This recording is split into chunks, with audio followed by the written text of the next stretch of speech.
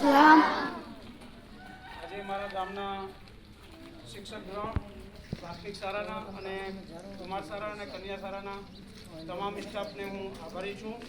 મારા ગામજનો અહીંયા પધારેલા છે, મારા વડીલો, મારા મુરબ્બીઓ, મારી પંચાયતના સભ્યશ્રીઓ, જે કંઈ પણ અહીંયા હાજર લોકો છે એનું બધાનો આભારી છું કે આજે આપણે ગણતંત્ર દિવસ મનાવી રહ્યા છે. આજે 15મી ઓગસ્ટ છે.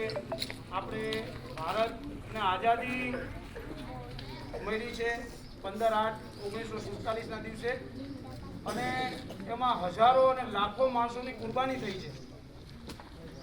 કેટલા લોકો આપણા શહીદ થયા છે. એમાં લાલ કિલ્લા ઉપર એ લોકોની શહીદીની તકતીઓ લગાવેલી છે.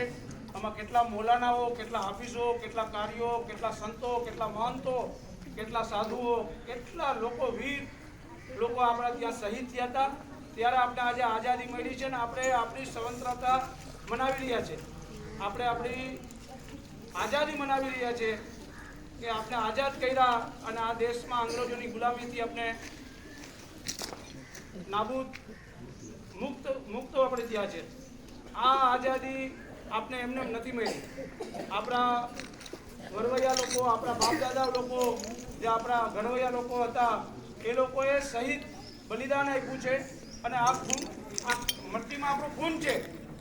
આ આપણા હિન્દુસ્તાનની મટ્ટીમાં આપણું બધાનું ખૂન છે. હિન્દુ, મુસ્લિમ, શીખ, ઈસાઈ બધા ભેગા થઈ અને આ શહીદી દિલાવી છે. શહીદી ઓળી છે બધાને અને આઝાદી દિલાવી છે. આ દેશમાં જેટલું શીખનું છે, હિન્દુ લોકોનું છે, મુસ્લિમ લોકોનું છે, ઈસાઈ લોકોનું છે, જેટલા આપણા ભારતમાં વસે છે બધાનું બલિદાન છે. અને બધા એક અવાજે, એક કામતે, એક તીરે બધા સાથે નીકળી અને આઝાદી, એમાં આપણા મહત્વ પૂજ્ય મહાત્મા ગાંધી જે પોરબંદરના હતા, એ લોકોએ ચિંગારી લગાડી અને આખી સેનાને એક કરી, આખા ભારતને એક કરી. એમાં આપણા લોખંડી પુરુષ સરદારભાઈ વલ્લભભાઈ પટેલ, મૌલાના કલામ આઝાદ, એવા મહાપુરુષો, વીર ભગતસિંહ, એમને પણ યાદ કરવા જોઈએ. એવા ઘણા બધા મહાનતો પુરુષો હતા કે જેઓએ શહીદી ઓળી અને આપણે આઝાદી દિલાવી. એમાં પૂજ્ય મહાત્મા ગાંધીનું ઘણું બધું ભાગ હતું કે આપણે આજે આઝાદ થયા અને આજે સ્વતંત્રતાથી આપણે રહીએ છીએ આપણા દેશમાં શાંતિથી, સુખ અને શાંતિથી. અને દરેકની ફરજો આપણે નિભાવી રહ્યા છે. અને આપણે બી ફરજના આધારે આપણે દરેક નિયમના પાલન કરીએ છીએ. અને એ જ નિયમનું પાલન આપણે બધા આખી સમાજ અહીંયા જે છે, આપણા બાળકો છે, ભવિષ્ય આપણું ઉજ્જવળ અહીંયાથી સ્કૂલોમાંથી થાય છે. એટલે આપણે દરેક વિદ્યાર્થીઓને શિક્ષણની પાછળ હોડ લગાવવી જોઈએ. બાબા સાહેબ કહી ગયા છે કે શિક્ષણ જો પીએગા વહી દહાડેગા. આ સિંહનું દૂધ છે શિક્ષણ, સિંહણનું દૂધ છે. એટલે તમે શિક્ષણમાં આગળ વધશો તો જ તમારી પ્રગતિ થશે. શિક્ષણ વગર પ્રગતિ કોઈની પણ થઈ નથી કે થવા જ નથી. આખા વર્લ્ડમાં કોઈ પણ પ્રગતિ થઈ છે એ શિક્ષણથી થઈ છે. અને શિક્ષણ ફરજિયાત થયું ત્યારથી દરેક લોકો ભણવા આવવા માંડ્યા. બાકી પહેલે ભણતર આપણા માટે હતી નહીં. એ લોકો અંગ્રેજ લોકો જ ભણી શકતા હતા, આપણા લોકો ભણી શકતા નહોતા. અને 1947 પછી આપણે દરેક સ્કૂલો બની અને ભારતમાં આઝાદી થયા પછી આપણે દરેક લાભ આપણે લઈ શકીએ. એટલે હું આજે મારા અહીંયા ગોવિંદરા ગામના રહેવાસીઓ, ગોવિંદરા ગામના બાળકો, કન્યા શાળાના અને કુમાર શાળાને એનો વિનંતી કરીશ કે આપણા દેશ માટે આપણે મરી પડવું પડે તો પણ મરી પડવું પડે દેશ માટે. દેશને આગ ના આવવી જોઈએ.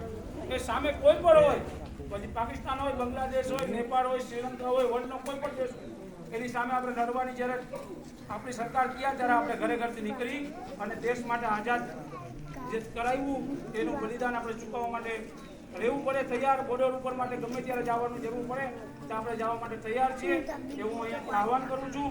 અને મારા ગામમાં સફાઈ રાખજો મારા ભાઈઓ. આપણા ઘરે કહેજો કે ટ્રેક્ટર આવે છે એમાં કચરો નાખે, રોડ ઉપર કચરો ન નાખે, અહીંયા સ્કૂલ પાસે કચરો નાખે છે. એ આપણી એક તોહીન છે, આપણી એક નાકામી છે કે આપણા મંદિર પાસે, આપણું મંદિર કહેવાય, શૈક્ષણિક મંદિર છે, સરસ્વતીનું વિદ્યાલય છે. અહીંયા આપણા મસ્જિદ પાસે કે આપણા દરગાહ પાસે આપણે કચરો નાખીએ છીએ, નથી નાખતા. તો આપણે આપણું એક દરગાહ ગણીએ, મસ્જિદ ગણીએ, એક ધાર્મિક જગ્યા છે એવું સમજી અને અહીંયા ખરેખર આજુબાજુ જેટલા પાડોશી અહીંયા રહીએ છે એમને હું ખાસ વિનંતી કરું છું કે આપણે શિક્ષણ સ્કૂલોની બાજુમાં જેટલી બને એટલા ઝાડવા વાવવા જોઈએ, જેટલું બને એટલું સફાઈ રાખવી જોઈએ. એ હું બધાને નમ્ર વિનંતી કરું છું. અને પાણીનો ઓછો બગાડ કરવો જોઈએ. પાણી આપણા માટે જલ બહુ ઘણી બધી મોટી ચીજ છે. પાણી વગર આપણા શરીરમાં 70-75% પાણીનો ભાગ છે. એટલે પાણી નહીં હોય તો આપણે જીવી નહીં શકીએ.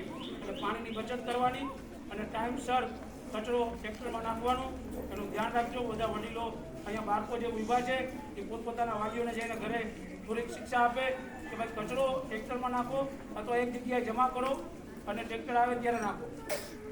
જ્યાં ત્યાં રોડ ઉપર કચરો ન થવું જોઈએ. આપણી સફાઈ હશે તો જ આપણે સ્વચ્છ થશે, આરોગ્ય સારું હશે, મચ્છરથી આપણે બચશું અને રોગથી બચશું. આટલું કહીશ. જય હિન્દ, જય ભારત.